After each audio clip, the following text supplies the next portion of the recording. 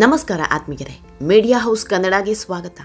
ಈಗಿನ ಕಾಲದಲ್ಲಿ ದೆವ್ವ ಭೂತ ಅಂದ್ರೆ ಕಾಮಿಡಿ ಅನ್ನೋರೇ ಜಾಸ್ತಿ. ದೆವ್ವ ಭೂತಗಳೆಲ್ಲ ಸುಳ್ಳು ಕತೆ, ಇದೆಲ್ಲ ಕೆಲವರು ಮಾಡೋ ಗಿಮಿಕ್ ಅಂತ ಮಾತನಾಡ್ತಾರೆ. ಚಂದ್ರನ ಲೋಕಕ್ಕೆ ಕಾಲಿಟ್ಟ ಯುಗದಲ್ಲೂ ಇದನ್ನೆಲ್ಲ ನಂಬೋದಾ ಅನ್ನೋ ಪ್ರಶ್ನೆ ಮಾಡೋರು ಇದ್ದಾರೆ. ಆದ್ರೆ ದೆವ್ವ ಇದಾನೆ ಅಂದಮೇಲೆ ದುಷ್ಟಶಕ್ತಿಗಳು ಇದ್ದೇ ಇರ್ತವೆ. ದೇವ್ರು ಇದಾನೆ ಅಂತ ಹೇಗ್ ನಂಬ್ತೀವೋ ಹಾಗೆ ದೆವ್ವ ಭೂತ ಇದೆ ಅನ್ನೋದು ಸತ್ಯ. ಒಳ್ಳೆಯವರು ಇದ್ದಾಗ ಕೆಟ್ಟವರು ಹೇಗಿರ್ತಾರೋ ಅದೇ ರೀತಿ ಕೆಟ್ಟ ಶಕ್ತಿಗಳು ಇದ್ದೇ ಇರ್ತವೆ. ನಂಬೋದು ಬಿಡೋದು ಅವರವರಿಗೆ ಬಿಟ್ಟಿದ್ದು, ಆದರೆ ಎಲ್ರಿಗೂ ಅನುಭವ ಆದಾಗಲೇ ಅರ್ಥ ಆಗೋದು. ಆತ್ಮೀಯರೇ, ನಟಿ ಅಶ್ವಿತಿ ಶೆಟ್ಟಿ ಮತ್ತು ಅದ್ವಿತಿ ಶೆಟ್ಟಿಯನ್ನ ನೀವೆಲ್ಲ ನೋಡೇ ಇರ್ತೀರ. ರಾಮಾಚಾರಿ ಸಿನಿಮಾ ಮೂಲಕ ಬಣ್ಣದ ಬದುಕಲ್ಲಿ ಮುನ್ನೆಲೆಗೆ ಬಂದ ನಟಿಮಣಿಯರು ಇವರು.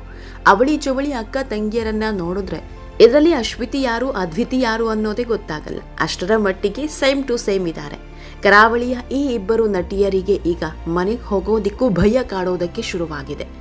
ಎಲ್ಲಿ ಏನಾಗುತ್ತೋ, ಎಲ್ಲಿ ಆತ್ಮಗಳ ಸಂಚಾರ ಕಾಣುತ್ತೋ ಅಂತ ಇಡೀ ಮನೆಯೇ ಆತಂಕದಲ್ಲಿ ದಿನ ಕಳೀತಾ ಇದೆ. ಅದು ಕೂಡ ಇವರಿಬ್ಬರ ತಂದೆ ಸಾವನ್ನಪ್ಪಿದ ಬಳಿಕ ಹತ್ತಾರು ರೀತಿಯ ಅನುಭವ ಆಗ್ತಿದೆಯಂತೆ. ಇದೆಲ್ಲದರ ಬಗ್ಗೆ ಇವತ್ತಿನ ವಿಡಿಯೋದಲ್ಲಿ ಹೇಳ್ತಾ ಹೋಗ್ತೀವಿ. ನಮ್ಮ ಚಾನಲ್ನ ನೀವೇನೂ ಸಬ್ಸ್ಕ್ರೈಬ್ ಮಾಡಿಲ್ಲ ಅಂದರೆ ಮಿಸ್ ಮಾಡಬೇಡಿ, ಈಗಲೇ ಸಬ್ಸ್ಕ್ರೈಬ್ ಮಾಡಿ.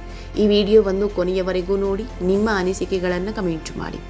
ಆತ್ಮಿಕರೇ, ಅವಳಿ ಸಹೋದರಿಯರು ಅಂತ ಖ್ಯಾತಿ ಗಳಿಸಿರೋ ಅಶ್ವಿತಿ ಮತ್ತು ಅದ್ವಿತಿ ಸದ್ಯಕ್ಕೆ ಬಣ್ಣದ ಬದುಕಲ್ಲಿ ಬ್ಯುಸಿಯಾಗಿದ್ದಾರೆ. ಬರೀ ಸಿನಿಮಾ ಲೋಕ ಮಾತ್ರ ಅಲ್ಲ, ಸೋಷಿಯಲ್ ಮೀಡಿಯಾದಲ್ಲೂ ಸಿಕ್ಕಾಪಟ್ಟೆ ಆಕ್ಟಿವ್ ಆಗಿದ್ದಾರೆ. ಆಗಾಗ ಹೊಸ ರೀಲ್ಸ್ ಮೂಲಕ ಅಭಿಮಾನಿಗಳ ಜೊತೆ ಸೋಷಿಯಲ್ ಮೀಡಿಯಾದಲ್ಲಿ ಕನೆಕ್ಟ್ ಆಗ್ತಿದ್ದಾರೆ. ಇದೀಗ ತಮ್ಮ ತಂದೆ ಸತ್ತ ನಂತರ ಅವರ ಆತ್ಮ ಕಂಡು ಬೆಚ್ಚಿ ಬಿದ್ದ ವಿಚಾರವನ್ನ ಹಂಚಿಕೊಂಡಿದ್ದಾರೆ. ಕೆಲ ತಿಂಗಳ ಹಿಂದೆ ಅಶ್ವಿತಿ ಶೆಟ್ಟಿ ಅವರ ತಂದೆ ತೀರ್ಕೊಂಡಿದ್ರು. ಅವತ್ತಿನಿಂದಲೇ ಮನೆಯಲ್ಲಿ ಆತ್ಮದ ಸಂಚಾರ ಶುರುವಾಗಿದೆಯಂತೆ. ಅಶ್ವಿತಿ ಅಪ್ಪ ಸತ್ತಾಗ ಅವರ ಫೇವರೇಟ್ ಕುರ್ಚಿ ಮೇಲೆ ಕೂರಿಸಿದ್ರಂತೆ. ಬಳಿಕ ಎಲ್ಲ ಕಾರ್ಯ ಮುಗಿದ ಮೇಲೆ ಆ ಚೇರನ್ನ ಯಾರೋ ಅಡುಗೆ ಮನೆಯ ಒಳಗಿಟ್ಟಿದ್ರು. ಸಂಜೆ ಆಗ್ತಾ ಇದ್ದಂತೆ ಬಹುತೇಕ ಸಂಬಂಧಿಕರು ಹೋಗಿದ್ರು. ಅಪ್ಪನ ನೆನಪಲ್ಲೇ ಇದ್ದ ಮಗಳು ಮನೆ ಹಾಲ್ನ ಸೋಫಾ ಮೇಲೆ ಕೂತ್ಕೊಂಡಿದ್ದಾಗ ಯಾರೋ ಕಿಚನ್ ಒಳಗೆ ಹೋದಂತೆ ಆಯಿತು. ಯಾರದು ಹೋಗಿದ್ದು ಅಂತ ಇದ್ದಂತೆ ಅಪ್ಪನೇ ಒಳಗೆ ಹೋದಂತಾಗಿತ್ತು. ಅಪ್ಪ ಸತ್ತಾಗ ಧರಿಸಿದ್ದ ಪಂಚೆ ಮತ್ತು ಶರ್ಟ್ನಲ್ಲಿ ಹೇಗೆ ಕಾಣಿಸ್ತಾ ಇದ್ರು ಅದೇ ರೀತಿಯಾದ ಅವರ ನೆರಳನ್ನ ನೋಡ್ತಾರೆ. ಅವತ್ತು ನಡೆದ ಘಟನೆಯನ್ನ ನೆನೆಸ್ಕೊಂಡ್ರೆ ಇವತ್ತಿಗೂ ನಲುಗು ಹೋಗ್ತಾರೆ.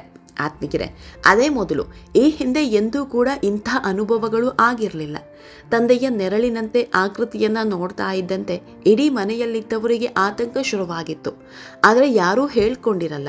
ಕೊನೆಗೆ ಇದು ನಿಮ್ಮ ಭ್ರಮೆ ಅಂದ್ಕೊಂಡು ಎಲ್ಲರೂ ನಾರ್ಮಲ್ ಆಗಿ ಮಾತನಾಡ್ತಾ ಕೂತಿದ್ರು. ಒಂದು ಕ್ಷಣಕ್ಕೆ ಎಲ್ಲರೂ ಗಾಬರಿಯಲ್ಲಿ ಫುಲ್ ಸೈಲೆಂಟ್ ಆಗಿ ಹೋಗ್ತಾರೆ.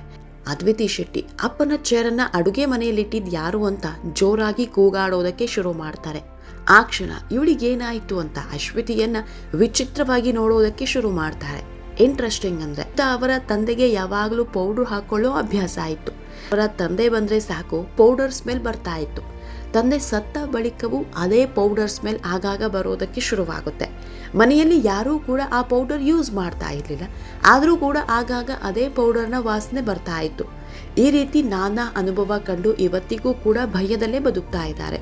ಆತ್ಮೀಯರೇ, ನಾಯಿಗಳಿಗೆ ಯಾವುದೇ ದುಷ್ಟಶಕ್ತಿಗಳು ಬಂದರೂ ಮೊದಲು ಗೊತ್ತಾಗೋದು ಅಂತಾರೆ. ಇದು ಇವರ ವಿಷಯದಲ್ಲೂ ನಿಜ ಆಗಿತ್ತು. ತಂದೆ ತಾಯಿಯನ್ನ ತುಂಬಾ ಇಷ್ಟಪಡ್ತಿದ್ರು. ಮನೆಯಲ್ಲಿ ನಾಯಿಯೊಂದನ್ನು ಸಾಕಿದ್ರು. ತಂದೆ ಅನಾರೋಗ್ಯಕ್ಕೆ ತುತ್ತಾದಾಗ ಅವರಿಗೆ ಮಾತು ಹೋಗಿತ್ತು.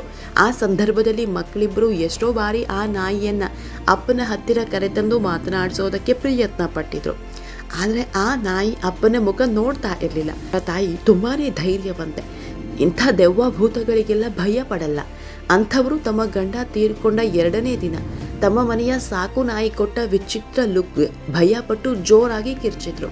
ಮನೆಯವರೆಲ್ಲ ಓಡ್ ಬಂದು ನೋಡಿದಾಗ ಮತ್ತೆ ಅಶ್ವಿತಾರ ತಂದೆ ಬಳಸ್ತಾ ಇದ್ದ ಅದೇ ಪೌಡರ್ ವಾಸನೆ ನಾಯಿ ಪಕ್ಕದಲ್ಲಿ ಜೋರಾಗಿ ಬರ್ತಾ ಇತ್ತು.